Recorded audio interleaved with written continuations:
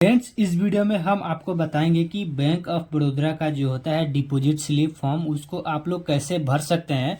पैसा जमा करने का फॉर्म आप बहुत ही आसानी से कैसे भर सकते हैं।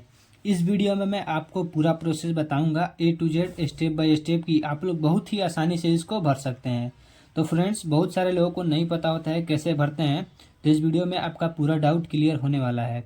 तो यहाँ पे देख सकते हैं 2 सेक्शन दिया हुआ है।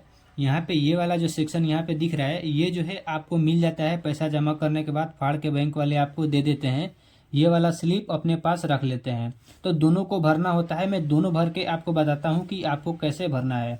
तो सबसे पहले देख सकते हैं यहाँ पे लिखा हुआ है शाखा में जमा किया। तो यहाँ पे देख सकते हैं शाखा का अपना नाम लिखना है। जिस शाखा में आप पैसा जमा कर रहे हैं उस शाखा का नाम यहाँ पे लिख देना है। तो जैसे मैंने यहाँ पे लिख दिया है मेरा शाखा, इस शाखा में मैं जमा कर रहा हूँ, तो मैं शाखा का नाम लिख दिया हूँ। उसके बाद यहाँ पे देख सकते हैं मेरा खाता शाखा में है, तो आपका खाता जिस शाखा में है उस शाखा का नाम यहाँ पे लिख देना है। उसके बाद यहाँ पे देख सकते हैं दिनांक दिया हुआ है, तो आपको डेट लिख देना है। जिस डेट को पैसा जमा कर रहे हैं वो डेट को यहाँ पे आपको भर देना है।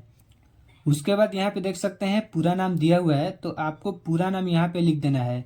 जिसका अकाउंट है अकाउंट होल्डर का नाम यहाँ पे पूरा लिख देना है। उसके बाद यहाँ पे देख सकते हैं खाता संख्या दिया हुआ है, तो खाता संख्या यहाँ पे आपको सही से इस बॉक्स में पूरा भर देना है। उसके बाद यहाँ पे देख सकते हैं नेक्स्ट यहाँ पे दिया हुआ है खाते का प्रकार। तो आपका खाता किस प्रकार का है तो इसे यहाँ पे लिख देना है। जैसे मैंने यहाँ पे बचत खाता लिखा हुआ है, सेविंग अकाउंट है तो लिख दिया है, आपको भी इस तरह से लिख देना है। नेक्स्ट यहाँ पे देख सकते हैं यहाँ पे दिया हुआ है सेक्शन इस तरह से रो और कॉलम के फॉर्म में। तो यहाँ पे चेक जमा का यहाँ पे ऑप्शन दिया हुआ है। तो मान लीजिए अगर आप चेक वगैरह जमा करना चाहते हैं तब ये भरेंगे, वरना इसको छोड़ देना है। अगर आप नगद जमा कर रहे हैं तो नगद वाला सेक्शन ये है, यहाँ पे नगद वाला फॉर्म भरेंगे। तो जैसे कि यहाँ पे देख सकते हैं नगद जमा करने के लिए दिया हुआ है, यहाँ पे 2000 इंटू दिया हुआ है, 500 इंटू 200 इंटू इस तरह से करके दिया हुआ है। तो जितना नोट है यहाँ पे दिया हुआ है, जितना भी आपके पास हो इस तरह से भरेंगे। तो जैसे कि मैं यहाँ पे 5000 रुपये यहाँ पे जमा कर रहा हूँ, तो यहाँ पे हमारे पास 500 का 10 नोट है। 500 इंटू 10 यहाँ पे हमारा 5000 हो गया। इस तरह से अगर आपके पास 2000 का 2 नोट होगा तो यहाँ पे 2 लिख देंगे, और 500 का 2 नोट होगा तो इस तरह से 500 इंटू 2 यहाँ पे लिख देंगे।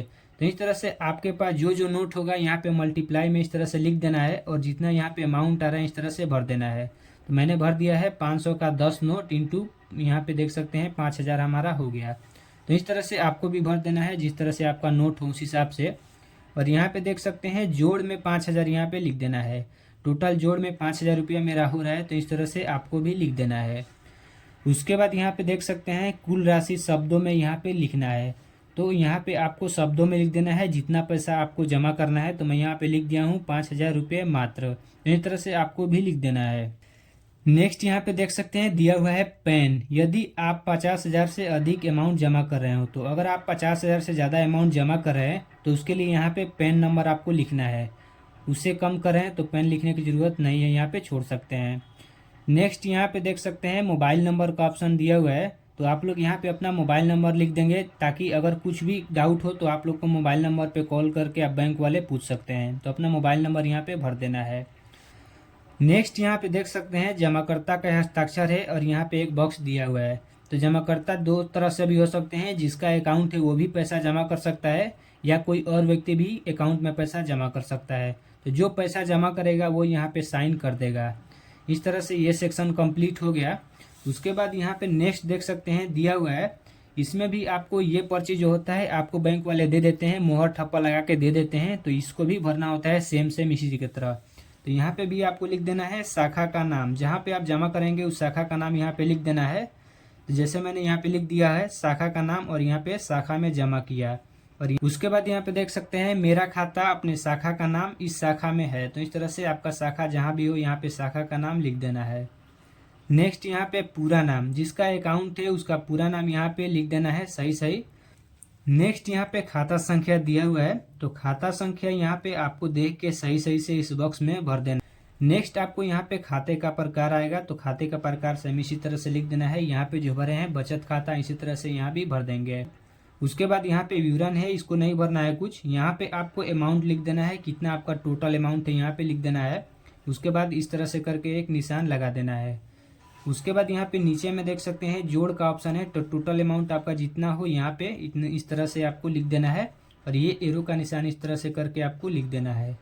नेक्स्ट आपको यहाँ पे कुल राशि का ऑप्शन दिया हुआ है रुपए में शब्दों में, तो आपको यहाँ पे टोटल अमाउंट शब्दों में लिख देना है। तो मैं यहाँ पे लिख दिया हूँ 5,000 रुपये मात्र, इस तरह से मात्र लगा देना है। आपका जितना भी अमाउंट हो लिख के लास्ट में मात्र को लगा देना है। तो इस तरह से आपका अकाउंट यहाँ पे देख सकते हैं पूरा कंप्लीट हो गया। तो फ्रेंड्स इस तरह से आप लोग बहुत ही आसानी से फॉर्म को भर सकते हैं।